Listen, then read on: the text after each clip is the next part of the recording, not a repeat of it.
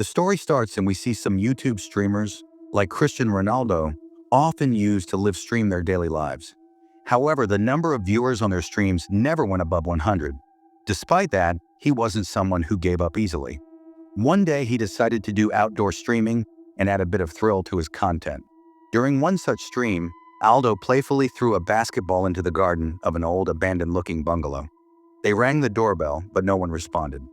Without much thought, Aldo decided to jump over the wall and go inside, while Christian continued to live record everything. The bungalow looked deserted for a long time, but its garden was still vast and dense. While exploring, Christian spotted an old well. Out of curiosity, he went near and looked inside, and was shocked. But when he looked again, everything had vanished. No body, no movement. The well was completely still, as if nothing had happened. Christian took it all as a joke, but he had no idea how dangerous the place they had chosen could be. Around the same time, the bungalow's main gate opened on its own. As soon as Aldo tried to enter, both of them got scared and ran away. Once they got home, Christian edited the video with some special effects and showed it to Aldo. Christian found the idea so fun that he immediately told him to upload it to YouTube. Although Aldo thought it was just a prank and was about to delete it, Christian explained to him that a lot of things on the internet are scripted, and that this video was just one of those fictional stories. Christian agreed, and they uploaded the video. Within just a few hours of posting, the video started getting millions of views. It was the first big success of their lives. Their follower count shot up from just a few thousand to 70,000. Overjoyed, they even threw a party. A few days later, the video crossed over 3 million views. To recreate that success, the two planned to visit the same bungalow again. This time, they entered the bungalow at 2:30 a.m. through a broken window, armed with a professional camera. The first thing they saw was a cross on one of the walls. Then, while going up the stairs, they found a large hall. It was empty without any furniture, and a large picture of a man in a white uniform hung on the wall. Aldo guessed that the bungalow must have once belonged to a wealthy man. But while they were talking, Aldo suddenly disappeared. Christian picked up his torch, which had fallen on the ground, and started looking for him everywhere. That's when he noticed a chair placed right in the middle of the corridor. No one knew that Aldo had deliberately created a spooky atmosphere to add thrill to the video. He revealed that he was just setting up effects and dressing. The actual shoot was just about to begin. They resumed filming, but what happened next was completely unexpected. As soon as they moved further inside, the chair in the room suddenly started sliding in a different direction. Even Aldo was shocked, as he hadn't done anything yet. Just then, they heard the sound of running water. Slowly, they moved toward the direction of the sound and saw that the toilet in the bathroom was flushing by itself. At that moment, a large picture hanging on the wall suddenly fell to the ground. Before they could understand anything, the crystal chandelier hanging from the ceiling came crashing down.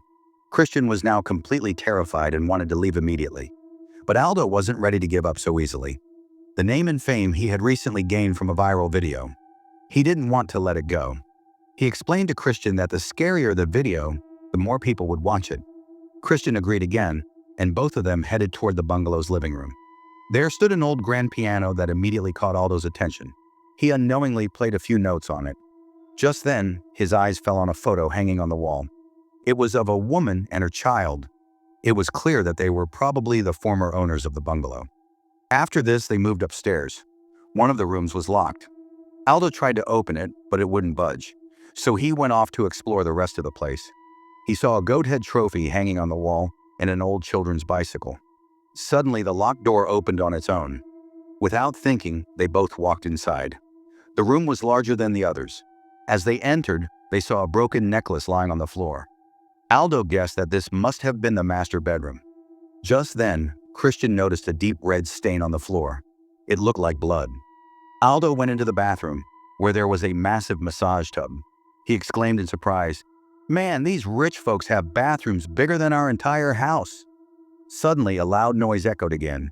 It sounded like a door repeatedly opening and shutting by itself. When they went to check, they found a room with no one inside, yet the door was shaking. Right then, the old children's bicycle rolled back toward them on its own. Christian was so terrified, he was just about to run away.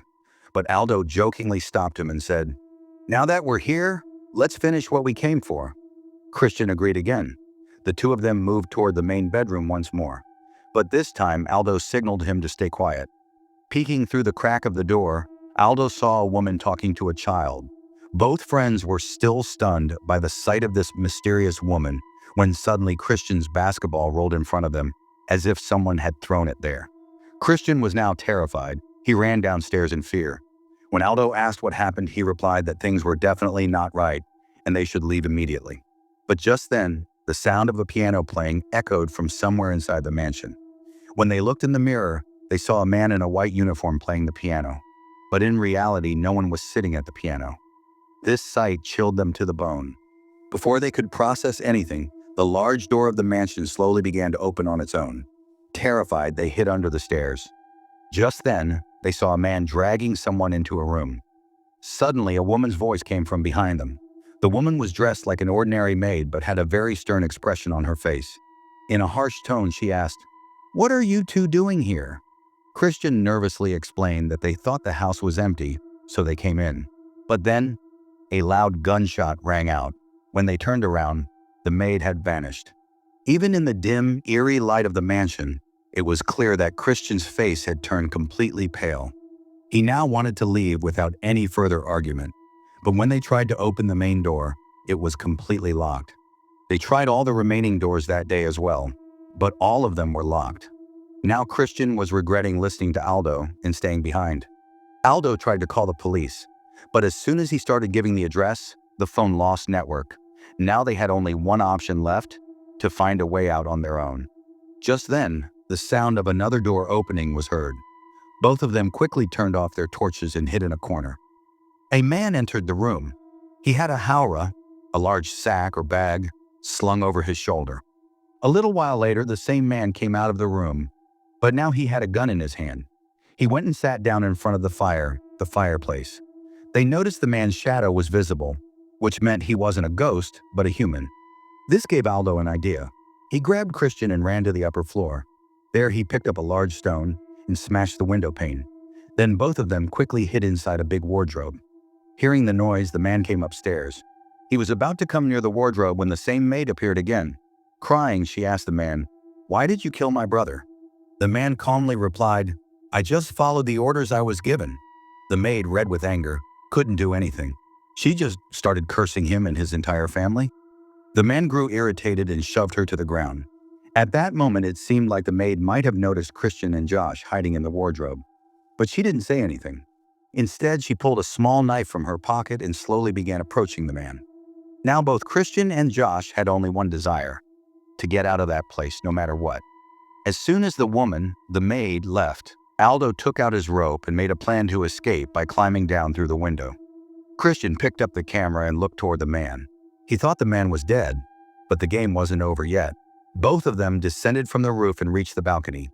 Just as they were about to slide down past the grill to the lower floor, that man suddenly appeared in the balcony and, in a flash, pulled Christian into the room through the air. Aldo was trembling with fear, but he started trying to break the door to save his friend. However, the man was so fast that the door slammed shut immediately. No matter how hard Aldo tried, the door wouldn't open. Now he had to find another way in. As he tried to enter from the other side, his eyes fell on the maid's body hanging from the ceiling. Seeing that, his mind went blank. Terrified, he started running in the opposite direction. But while running, he ran into some strange people who had goat-like horns on their heads. Christian was also screaming and running away in fear after seeing them. While running, he saw a ray of hope, a door. But as soon as he reached it, the door shut on its own. Christian glanced into a room. A woman was playing a harmonium or vina under dim light, and just then the door shut again. He started banging on the door while running. Suddenly, the harmonium was thrown toward the mirror in the room. Josh began trembling and crying upon seeing this. The woman sternly asked, "What are you doing in my house?" Aldo begged for forgiveness and said he would never come there again. Just then, the woman pointed a gun at him. But at that very moment, a child riding a bicycle arrived. Aldo's mother turned around and looked. The woman had vanished. Turned again. The child was also gone. It was completely shattered and ran straight into the hall. Saw that the door to the room where Christian had been locked up was open. He stood there watching as that mysterious man came out holding an axe and walked away. Aldo immediately pulled the key from the door and rushed inside to try and save Christian. The room was a basement filled with terrifying tools, blood-stained knives, and scattered half-skeletons. Hundreds of candles were burning on the walls. The strange thing was that the iron door was open, as if someone had deliberately left a way out. Eventually, Aldo found Christian, chained with iron shackles. But just then, sounds started coming from outside again. Aldo felt the man was returning. He turned around, but to his shock, Christian had suddenly vanished. Aldo didn't know what to do anymore. He decided to escape from there. Now loud knocks were being heard on every door. When he looked back, Christian was still nowhere to be seen. Aldo picked up an axe lying nearby and slowly began preparing to exit. As soon as he stepped outside, he saw that it was morning. Seeing this, he felt a sense of relief. But just as he ran toward the main door, that same man appeared again. In the end, Christian once again fell into the hands of that mysterious man. But shortly after, Aldo regained consciousness. Dragging himself somehow, he managed to get out of the mansion. Exhausted, he collapsed on the road. His eyes still held worry and pain for Christian. Sometime later, fire brigade and ambulance vehicles reached the mansion, and after much effort, Christian was also rescued alive. When Aldo found out that Christian had survived, he breathed a sigh of relief. But then he suddenly remembered that the camera had been left behind in the mansion. Without wasting any time, he ran back. But what he saw there was hard to believe.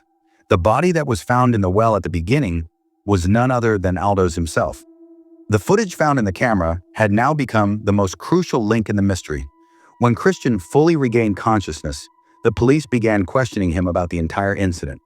But Christian kept repeating that he didn't remember anything. He couldn't give any answers.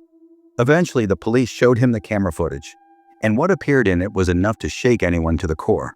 The video made it clear that the mastermind behind the entire conspiracy was Christian himself. With this, the story ends here. Subscribe to this channel for more horror stories like this.